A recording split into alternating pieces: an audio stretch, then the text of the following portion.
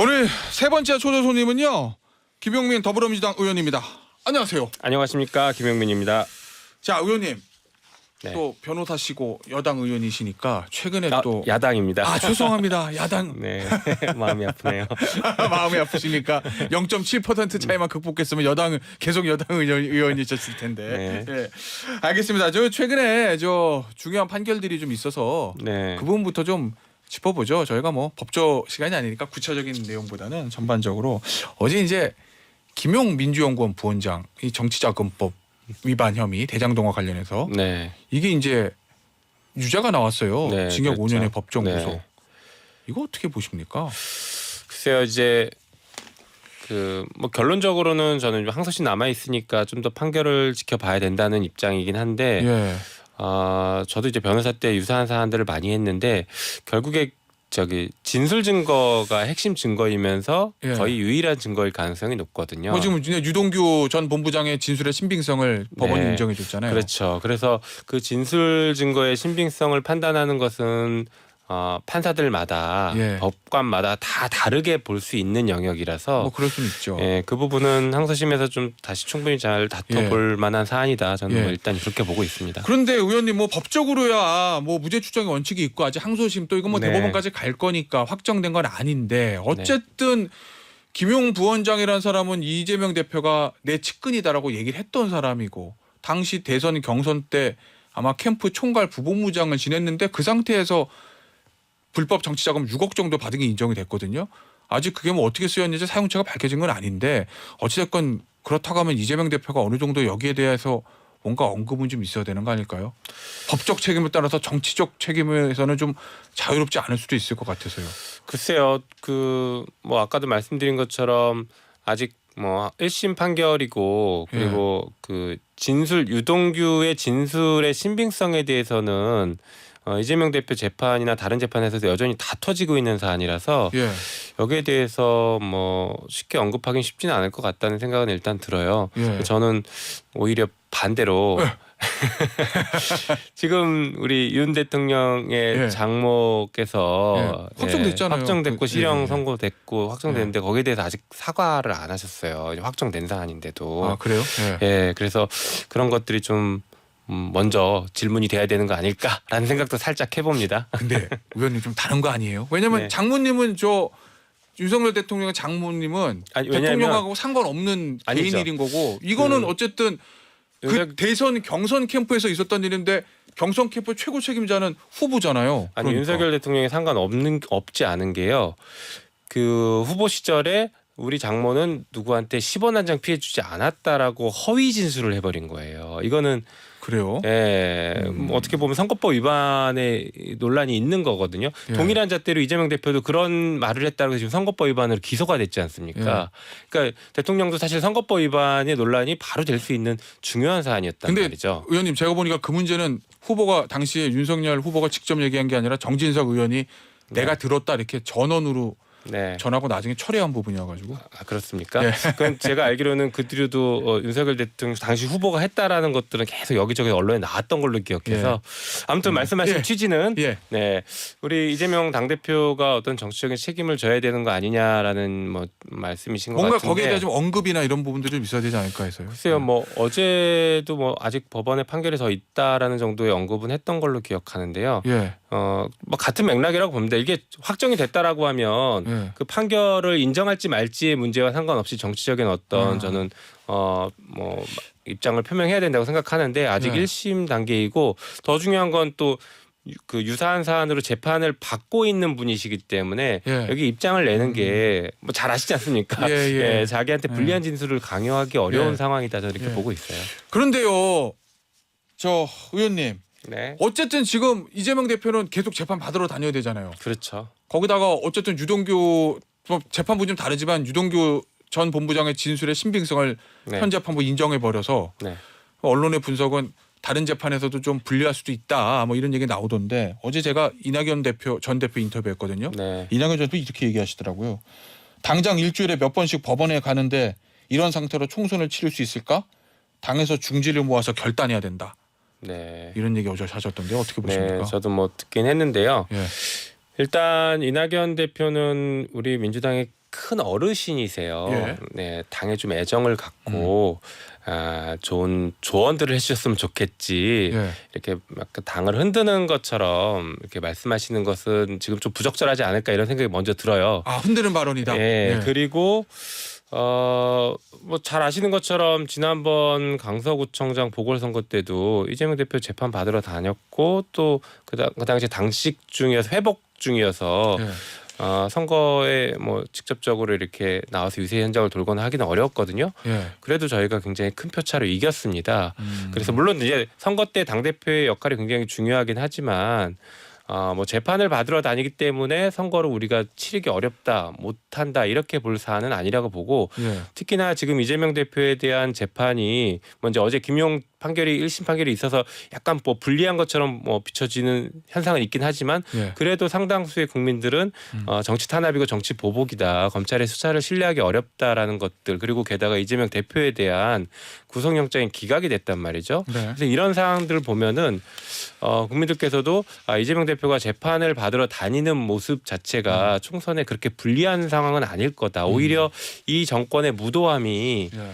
그대로 드러나는 것 아니야. 저래서 이재명 대표를 저렇게 어떻게든 기소하려고 했구나. 총선이고 어디고 다 계속 불편하게 만들려고 저렇게 했구나라고 판단하실 분들이 저는 굉장히 많을 거라 생각합니다. 알겠습니다. 얼마 전에 페이스북에 글을 쓰셔가지고 예. 그 글이 뭐 저 파장이 만만치가 않습니다, 의원님. 네. 이렇게 쓰셨잖아요. 22대 총선에서 조금만 여당에게 유리한 결과가 나와도 계엄을 선포하고 독재를 강화하려고 할 것입니다. 네. 만약에 진짜 내년에 국민의힘이 과반을 획득하면 네. 윤석열 대통령이 계엄을 선포할 거다. 이렇게 보시는 건가요? 저는 충분히 가능하다고 봅니다. 그래요? 일단은 제가 22세기에 가능할까요? 계엄이라는 게? 그럼요. 당연히 가능하죠. 잠깐만 21세기에 예. 검찰 독재가 가능할 거라고 생각했겠습니까? 우리가 지금 이렇게 길거리를 돌아다니다가 예. 사람들이 159명이 죽을 거라고 생각을 했겠습니까? 다 불가능한 일들이 벌어지고 있는데 아니, 근데 의원님, 굉장히 일관된 예. 어떤 힘의 논리로 가고 있거든요. 예, 의원님 근데 이태원 참사는 사고가 난 거고 이 계엄이란 거는 군을 동원하는 건데 그렇죠. 이게 뭐 말씀하시는 검찰 독재 이런 것과는 좀 전혀 결이 다른 거 아니에요? 결이 다를 수 있죠. 저는 제가 그 얘기를 썼던 것에 대해서 뭐 보수 언론과 국민의힘이 굉장히 이제 민감한 반응을 보여서 오히려 역으로 뭔가 진짜 있었나? 뭐 뜨끔했나? 이런 생각이 들 정도였거든요. 정말요? 예, 예. 뜨끔했나 이 생각이 들어요. 예. 근데 제가 이게 그냥 갑자기 얘기한 게 아니라 예. 아시는 것처럼 그 대통령 경호실에서 군을 사실상 지휘할 수 있게 지금 일단 바꿔놨고 그다음에 관련 규정들을 좀 바꿔놨고 또 그 이제 대통령이 가지고 있는 권한이라고 하는 뭐 사면권이나 대통령 거부권들이 지금 함부로 쓰여지고 있다라는 국민적 비판들이 있단 말이에요. 물론 저희도 굉장히 강하게 비판하고 있지만 예. 계엄선포권도 그런 의미의 대통령의 굉장히 중요한 권한인데 수틀리면 할 수 있다. 저는 예. 그렇게 볼 수 있어요. 왜 이 얘기를 또 하냐면 예. 저희 촛불 집회 현장을 나가 보시면은 불안불안하다라는 느낌이 들 거예요. 왜 그러냐면 경찰이 시민들을 일부러 자극합니다. 충분히 차선 확보하고 자리를 내줘야 되는데 경찰이 거기 펜스 치고 사람들이 못 들어가게 만들고 시민들 그 안에 있는 시민들이 자꾸 항의하게 만드는 것을 연출하거든요. 게다가 발언자나 사회자가 얘기하는데 그 옆에 와서 경찰이 데시벨이 높다라고 훨씬 강도 높은 데시벨로 발언을 방해해 버리거든요. 그러니까 시민들이 촛불 집회 참여하는 시민들이 막 화가 나게 만들어서 그분들을 마치 이제 폭력 그 집회를 하는 것으로 유도하고 나중에 계엄 선포할 거 아니냐. 혹은 예전에 박근혜 탄핵 때도 촛불 때도 아시는 것처럼 실제로 계엄이 검토가 됐었어요. 근데 의원님 네. 제가 딱 드는 생각은 이 독재자들이 시행하는 계엄이란 게 이 전국이 불리해지면 반전 카드로 쓰고 나잖아요. 근데 만약에 국민의힘이 내년 총선 이기면 여권 입장에서는 행정부 그다음에 입법부 지방 권력까지 다 장악하는 건데 굳이 계엄 이런 거 할 필요가 있어요?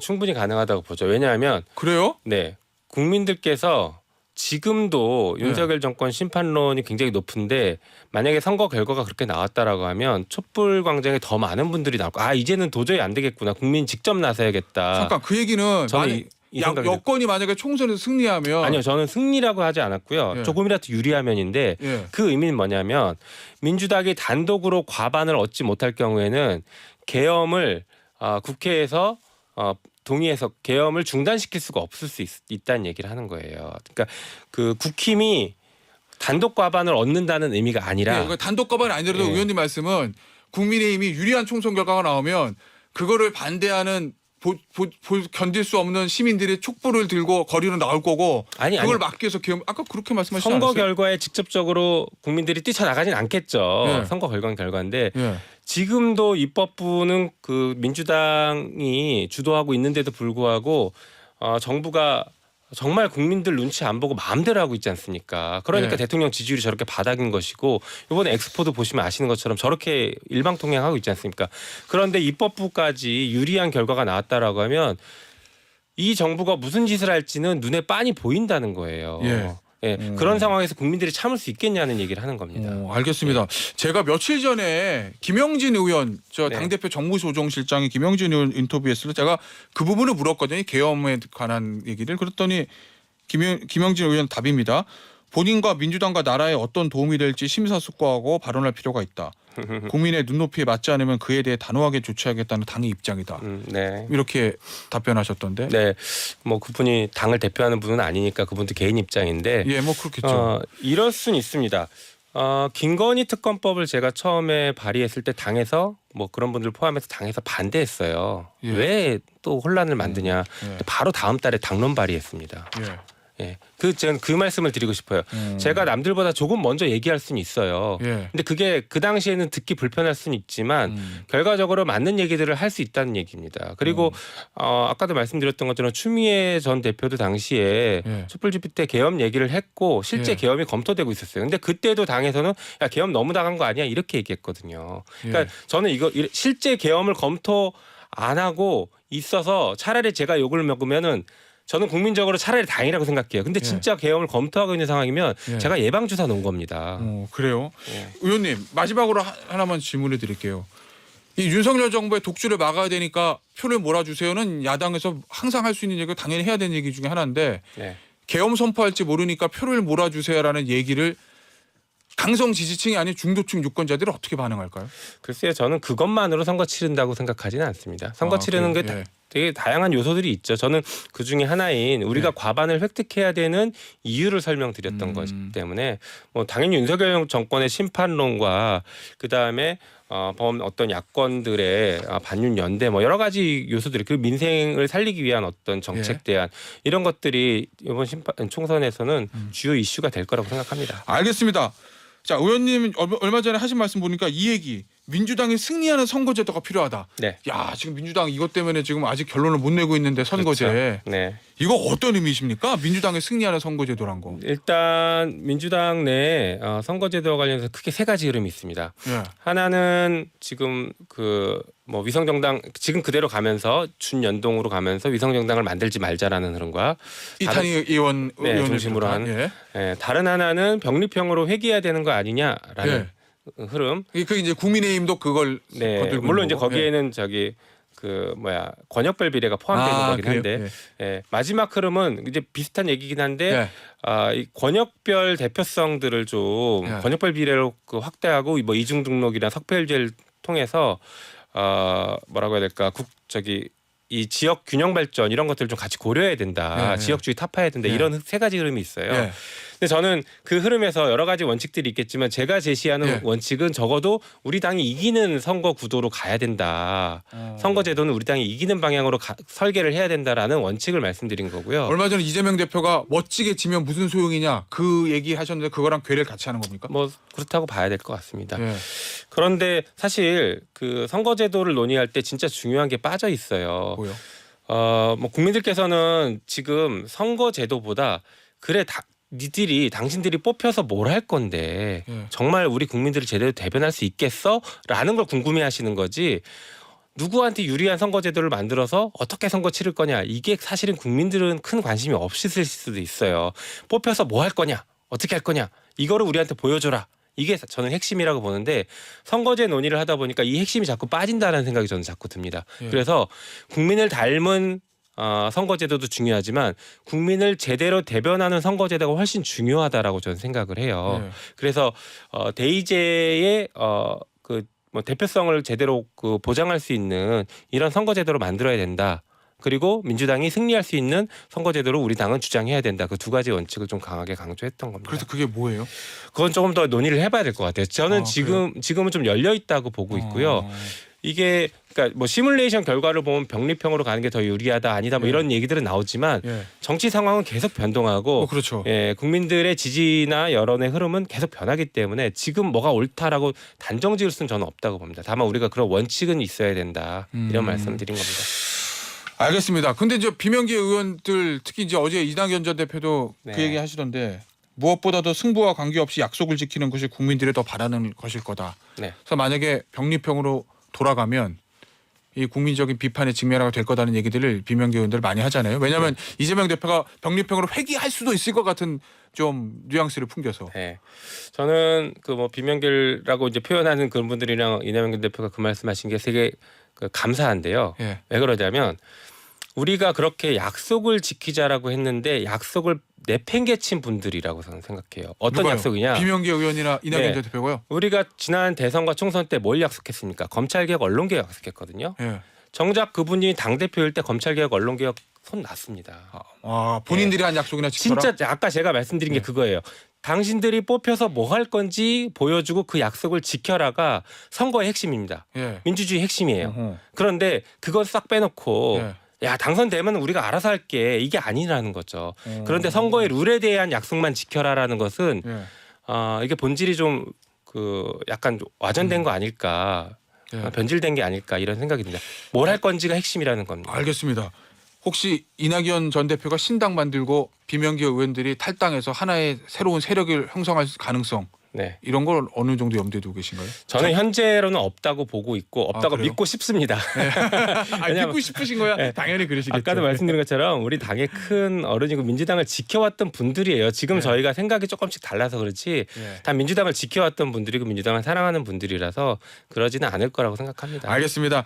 의원님 마지막 질문 될 것 같은데요. 네. 의원님이랑 가까운 분이기도 한데 황운하 의원 네. 이 울산시장 선거 개입 사건으로 저 실형 선고 받았습니다. 그랬죠. 법정 구속은 안 됐지만 어떻게 보십니까? 내년에 총선 출마해야 된다고 보세요? 당에서 뭐 불출마 선언해야 된다고 보세요? 그건 이제 그분의 정치적 결단의 뭐 문제인데 그렇죠. 뭐 네. 이미 뭐 선거 결과와 상관없이 출마하겠다라는 것들은 여러 번 밝힌 것 같더라고요. 그래서 뭐 그건 이제 그 지역 유권자들이 판단하실 문제라고 생각하고요. 당 전체를 생각하면 어떤 게 글쎄요, 유리할까요? 저는 이 네. 부분도 아까도 뭐 말씀드렸던 것처럼 진술의 신빙성 가지고 이게 또 결론이 좀 갈린 부분이 있기 때문에 그래요? 이 부분도 조금 더 지켜봐야 될 것 같고 예. 뭐 유권자들께서 검찰의 수사나 이런 것들을 크게 신뢰하지 않는 이런 분위기도 충분히 좀 고려돼야 되지 않을까 생각합니다. 1심 유죄 상태에서 출마해도 당에게 크게 무리될 건 없다. 네. 그 예전에 드루킹 사건 좀 기억하실 겁니다. 예. 드루킹 사건 유죄 났지만 총선 결과에 크게 영향을 주지 않았다고 저는 뭐 보고 있거든요. 그래서 그래요? 예. 뭐 개별 의원의 그런 뭐 거의 결단이긴 하지만 그게 전체 판세에 큰 영향을 주지는 않지 않을까라고 생각합니다. 알겠습니다. 오늘 인터뷰는 여기서 마무리하도록 하겠습니다. 지금까지 더불어민주당의 김용민 의원이었습니다. 감사합니다. 감사합니다.